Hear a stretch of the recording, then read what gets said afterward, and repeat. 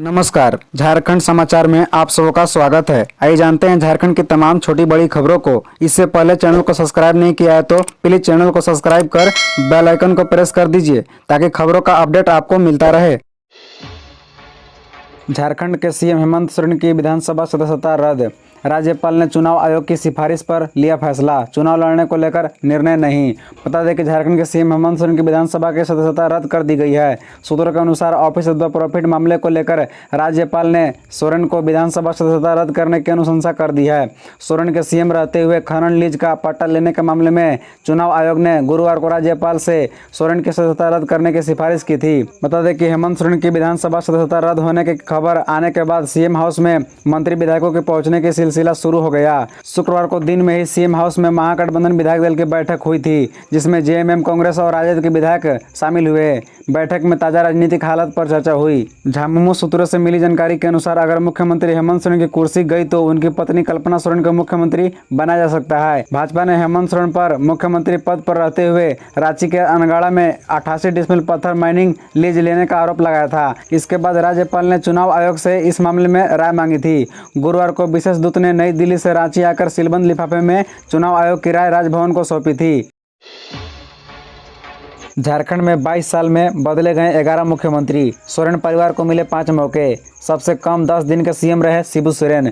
बता दें कि झारखंड में एक बार फिर सियासी संकट है। सीएम की कुर्सी खतरे में है। राज्य बनने के 22 साल में 11 सीएम बदल चुके हैं। इसमें मौजूदा सीएम हेमंत सोरेन के पिता शिबू सोरेन सबसे कम 10 दिनों के लिए, जबकि बीजेपी के रघुवर दास ने सबसे ज्यादा 5 सालों के लिए सीएम रहे। रघुवर दास झारखंड के एक ऐसे मुख्यमंत्री है जिन्होंने अपना कार्यकाल पूरा किया। सोरेन परिवार 5 बार मुख्यमंत्री की कुर्सी पर काबिज हुआ। जेएमएम के अध्यक्ष शिबू सोरेन 3 बार राज्य के सीएम बने, लेकिन इनके 3 बार का पूरा कार्यकाल अपने बेटे हेमंत सोरेन के एक कार्यकाल से भी कम रहा। हालांकि हेमंत सोरेन पहली बार 1 साल 5 महीने 10 दिन के लिए मुख्यमंत्री रहे।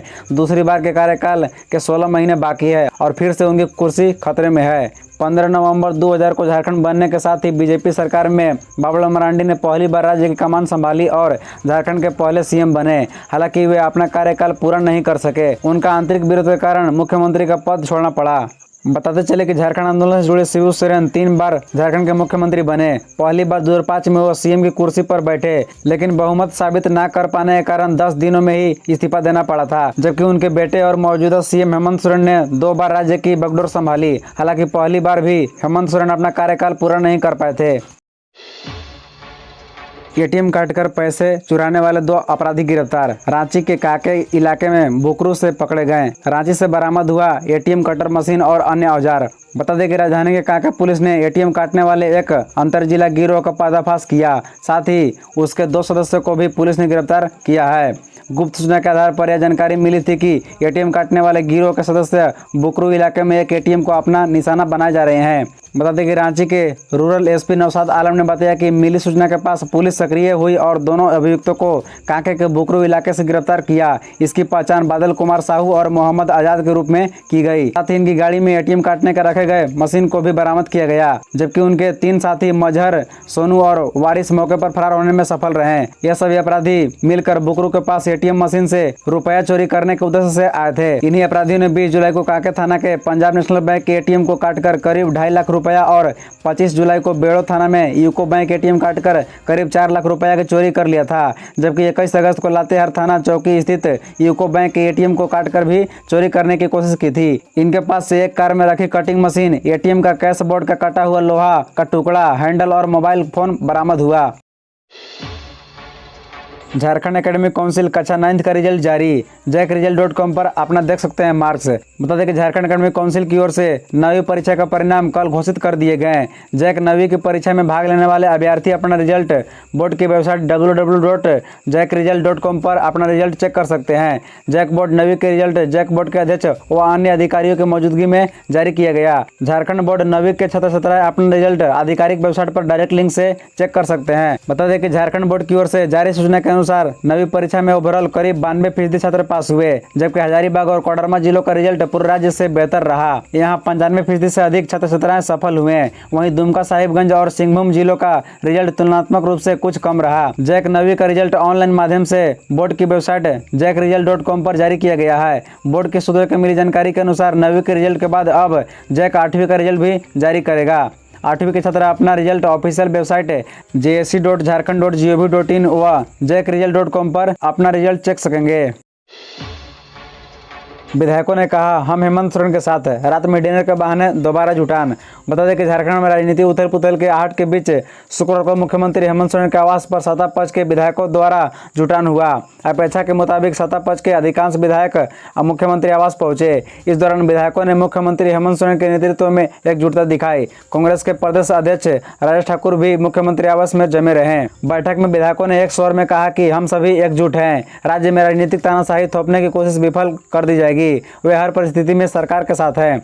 बता दें कि बैठक में मुख्यमंत्री हेमंत सोरेन भी पूरे आत्मविश्वास में दिखे। बैठक में विधायकों को निर्देश दिया गया कि वे राजधानी में रहें, आवश्यक काम पर जानकारी देकर बाहर जाएं। ऐसा राजनीतिक परिस्थिति को देखते हुए करना आवश्यक है। सत्ता पक्ष के विधायकों ने कहा कि सरकार को कोई खतरा नहीं है। जिन लोगों को राज्य की जनता ने चुनाव में नकार दिया वे पिछले दरवाजे से सत्ता काबिज करना चाहते हैं। ऐसे तत्वों को मुंहतोड़ जवाब दिया जाएगा। शुक्रवार की रात मुख्यमंत्री आवास में प्रतिभोज में विधायक जुटे। रांची रिम्स की व्यवस्था ध्वस्त, झारखंड सरकार इसे बंद क्यों नहीं कर देती।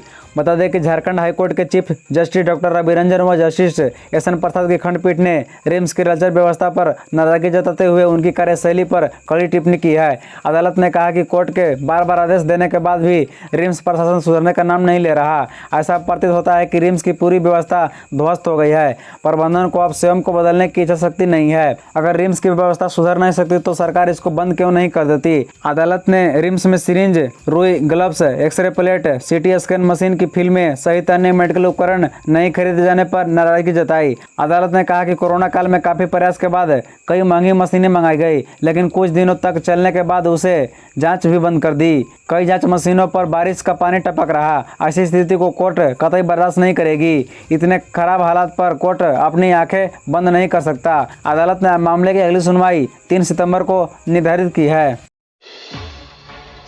सीएम पद पर संकट के बीच बोले हेमंत सोरेन, नहीं हूं कुर्सी का भूखा। बता दें कि झारखंड में उत्पन्न राजनीतिक हलचल के बीच मुख्यमंत्री हेमंत सोरेन ने शुक्रवार को भाजपा पर जमकर प्रहार किया। उन्होंने लिखा कि सरकारी कुर्सी का भूखा हम लोग नहीं है, बस एक संवैधानिक व्यवस्था की वजह से आज हमें रहना पड़ता है, क्योंकि उसी के माध्यम से हम जन कल्याण के काम करते हैं। उन्होंने आगे लिखा कि कभी किसी ने सोचा था कि हर बूढ़ा बुजुर्ग, विधवा और एकल महिला का पेंशन मिलेगा। आपके बेटे ने आपके आशीर्वाद से वह करके दिखाया। बता दें कि सीएम हेमंत सोरेन ने शुक्रवार को सुबह यूपीए विधायकों की बैठक में शामिल होने के बाद दोपहर में लातेहार और नेतरहाट पहुंचे, जहां उन्होंने विभिन्न कार्यक्रमों में हिस्सा लिया। इस दौरान सभा को संबोधित करते हुए हेमंत सोरेन ने कहा कि ईडी, सीबीआई, आईटी और अन्य केंद्रीय जांच एजेंसियों के माध्यम से पैरों में बेड़िया बांधने की कोशिश हो रही है, लेकिन यह समझना चाहिए कि यह कुर्सी विरोधियों ने नहीं दी है, जनता ने इस कुर्सी पर बैठाया है। उन्होंने कहा कि नेतरहाट फायरिंग रेंज आने का क्रम पहले से घोषित था, लेकिन शैतानी शक्तियों ने रोड़ा अटकाने का प्रयास किया, परंतु उन्हें यह अच्छी तरह समझ आना चाहिए कि वह आदिवासी का बच्चा है, किसी व्यवसाय का बच्चा नहीं जो डर जाएगा। आदिवासियों ने इतना आंदोलन किया है कि अब उनमें डर भय नहीं रहा। हेमंत सोरेन ने कहा कि झारखंड में अधिकांश समय तक बीजेपी ने शासन किया। जब वे सत्ता में आए तो पिछड़ेपन के कारणों को खोजने का प्रयास शुरू किया तो पता चला कि झारखंड का 1.36 लाख करोड़ रुपए केंद्रीय सार्वजनिक उपक्रमों पर बकाया है। जब इस राशि को मांगना शुरू किया तो 1200 करोड़ रुपए मिले भी, लेकिन यह खनिज संपदा उत्खनन से हक मांगने की आवाज तेज की तो केंद्र सरकार ने अपनी सरकारी एजेंसियों को दौड़ा दिया। खबरों से जुड़े रहने के लिए चैनल को सब्सक्राइब, वीडियो को लाइक एवं एक दूसरे से शेयर जरूर करें। धन्यवाद।